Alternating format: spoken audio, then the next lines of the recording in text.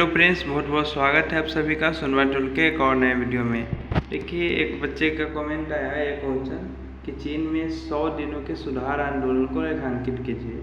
तो इस वीडियो में हम लोग इसी क्वेश्चन को पढ़ने वाले हैं। देखिए, हिस्ट्री ऑनर्स पेपर 7 में ये क्वेश्चन पूछा जा सकता है। आप लोगों को 2 तारीख का एग्ज़ाम है, इस बात को ध्यान में रखते हुए मैं वीडियो रिकॉर्डिंग कर रहा हूँ। तो आप लोग वीडियो को पूरा लास्ट तक देखिए और किसी भी तरह के PDF के लिए, किसी भी ऑनर्स के, आप हमारे टेलीग्राम से जुड़िए।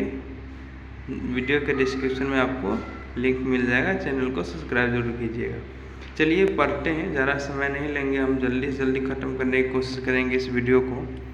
आपको नॉइज़ आ रही होगी क्योंकि मैं गलत जगह पे वीडियो रिकॉर्ड कर रहा हूँ, क्योंकि अर्जेंट है। ठीक है, एग्जाम की ज़्यादा टाइम बचा नहीं है। देखिए, परिचय लिखेंगे कि यह आंदोलन राष्ट्रीय, सांस्कृतिक, राजनीतिक और शैक्षिक सुधार का आंदोलन था। ठीक है, ये सिर्फ किसी एक पर्टिकुलर क्षेत्र में नहीं था।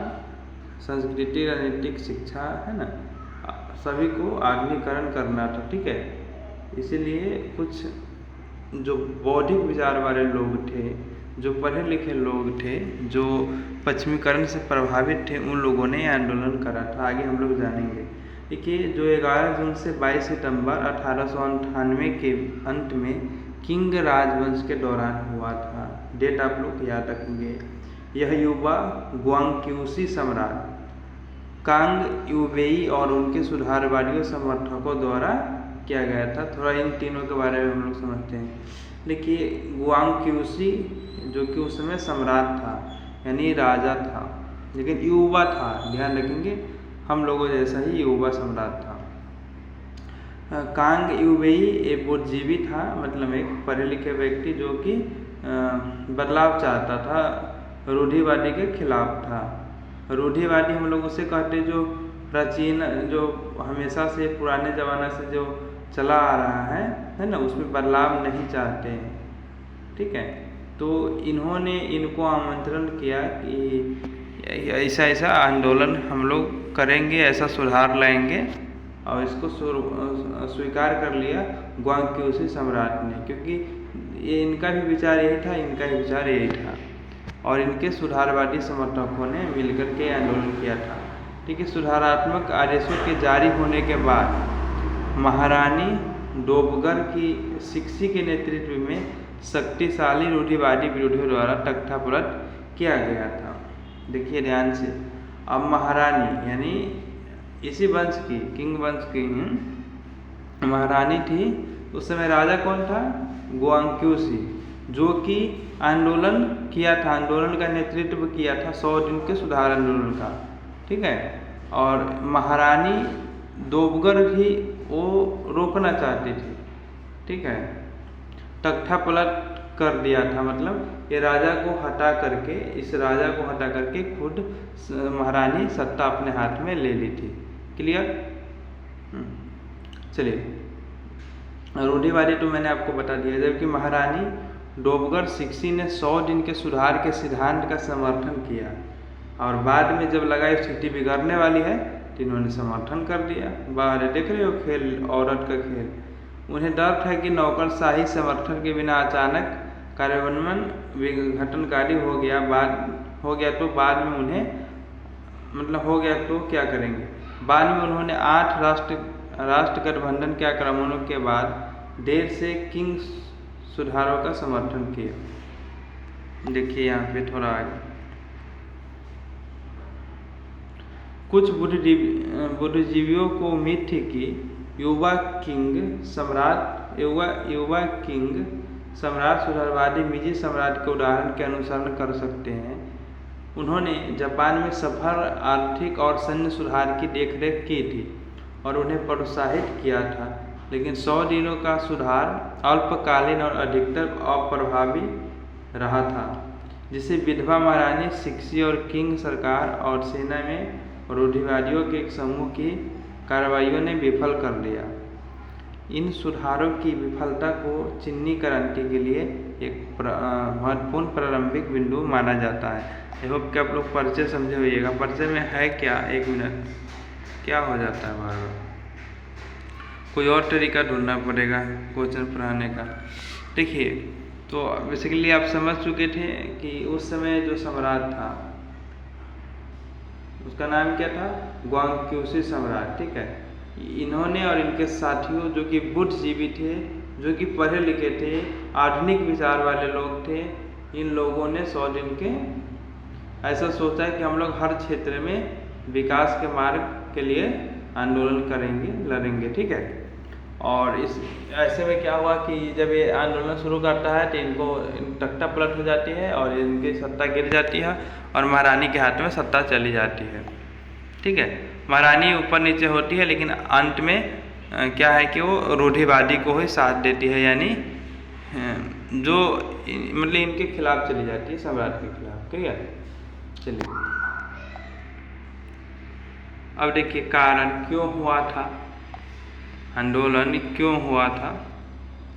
कि चीन ने पहले 1939 से 42 और दूसरे 1856 से 60 अफीम युद्ध में अपनी हार के बाद आधुनिकीकरण के प्रयास, है ना, आत्मशुद्धिकरण आंदोलन की शुरुआत की, किंतु सांस्कृतिक क्षेत्र में, राजनीतिक क्षेत्र में, सामाजिक क्षेत्र में, आर्थिक क्षेत्र में विस्तार नहीं किया, है ना, सिर्फ आधुनिकीकरण का प्रयास करा था इन्होंने, किंतु हर क्षेत्र में विस्तार नहीं किया था। देखिए, यह प्रयास शासन या समाज में सुधार के बजाय शस्त्रों, है ना, शस्त्र बलों को आधुनिक हथियार प्रदान करने पर केंद्रित था, है ना, सिर्फ मतलब शस्त्र बल बढ़ाने में लगा हुआ था।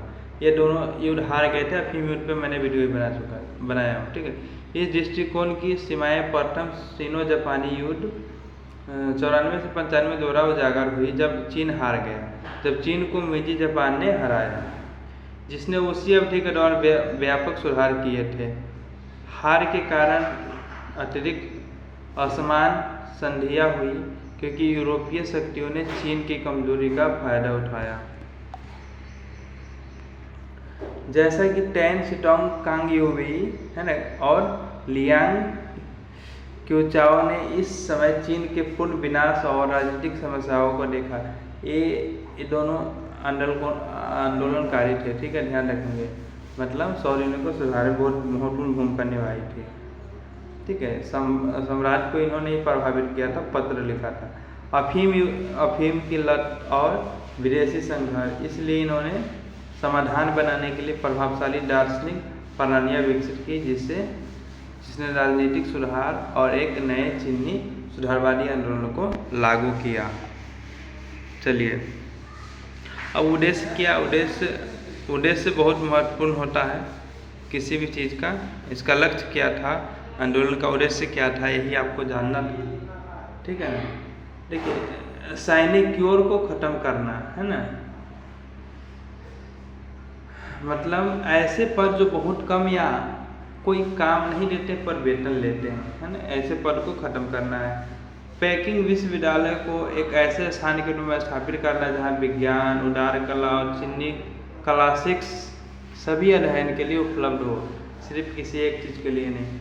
सभी प्रांतों और शहरों में स्कूलों और कॉलेजों में कृषि स्कूलों की स्थापना।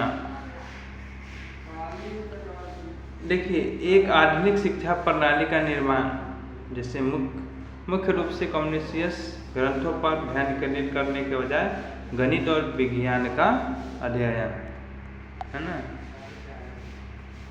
शाही परिवार के सदस्यों को विदेश में अध्ययन करने के लिए प्रोत्साहित करना, ये जरूरी है, तभी तो वो लोग जब खुद विकसित होंगे तभी तो राज्य को विकसित करेंगे ना, यही बात। सरकार को पूर्ण राजतंत्र से संवैधानिक राजतंत्र में बदलना, अर्थव्यवस्था को मजबूत करने के लिए पूंजीवादी के सिद्धांतों को लागू करना, चीन की सेना का आधुनिकीकरण और आधुनिक प्रशिक्षण और ड्रिल विधियों को अपनाना, एक नौसेना एकेडमी यानी स्कूल की स्थापना करना और खेतों के लिए अनुपयोगी सैन्य भूमि का उपयोग, विनिर्माण, वाणिज्य और पूंजीवाद के माध्यम से पूरे चीन को तेजी से औद्योगिकरण करना। इसके अलावा रेशम, चाय और अन्य पारंपरिक चीनी शिल्प के निर्माण के लिए ट्रेड स्कूल स्थापित करना और रेलवे और खानों के लिए एक ब्यूरो की स्थापना करना। ठीक है, ये उद्देश्य था आंदोलन का। अब देखिए आंदोलन का परिणाम क्या निकला। देखिए, अदालत ने कुछ सुधार उपायों को एक दशक लगभग 10 साल बाद लागू किया, जिसकी शुरुआत सिक्सी की नई नीतियों से हुई। सिक्सी वही है महारानी। इनमें 1905 में इंपीरियल परीक्षा का उन्मूलन, जापान के मॉडल के अनुसार शैक्षिक और सैन्याधिकरण और संवैधानिक और संसदीय सरकार में एक प्रयोग शामिल था। सुधार के प्रयास की अचानक और महत्वाकांक्षिता ने वास्तव में इसकी सफलता में बाधा उत्पन्न की। आने वाले दशकों में महसूस किया जाने वाला एक प्रभाव नई सेना की स्थापना थी, जिसने बदले में युद्धवाद को जन्म दिया। दूसरी ओर सुधार आंदोलन की विफलता ने चीन के भीतर एक क्रांतिकारी ताकतों को प्रोत्साहन दिया। और देखो, अब इसी का कारण है कि हम लोग आगे चल के 1911 में, है ना, 1911 में देखते कि चीनी क्रांति हुई थी और पूरा तरह से किंग राजवंश को, महारानी को उड़िया के ख़त्म कर दिया था, है ना, और लोकतंत्र की स्थापना हुई थी चीन में कम्युनिस्ट पार्टी की। ठीक है, तो ऐसे था इस आंदोलन का ही प्रभाव। ठीक है, स्थापना के भीतर परिवर्तन काफ़ी हद तक निराशाजनक देखा गया था और पूरी किंग सरकार को उखाड़ फेंकना चीन को बचाने का एकमात्र व्यवहार तरीका प्रतीत होता था। इसी तरह की भावनाओं ने सीधे तौर पर 1911 में सिंघाई क्रांति की सफलता में योगदान दिया। मुश्किल एक दशक बाद लियो टॉल्स्टॉय ने 100 दिनों के सुधार पर गुहोंगमिंग के साथ पत्र व्यवहार किया और इस बात पर सहमत हुए कि सुधार आंदोलन को गलत सलाह दी गई थी। ऐसा नाम होता है चाइनीज को पढ़ने में भाई बहुत दिक्कत होती है हमको। आप लोग पता नहीं कैसे याद रखिए, 1-2 याद रखिएगा बस। ये नाम याद रखना है आपको, महारानी का नाम याद रखना है, सिक्सी नहीं कुछ याद है अगर सिक्सी याद रख लेना है ना। उसके अलावा इनका नाम याद रखना है। कहाँ गया? हाँ, इनका नाम याद रखना। ठीक है, चलिए तो मिलेंगे किसी अन्य वीडियो में। Thanks for watching this video.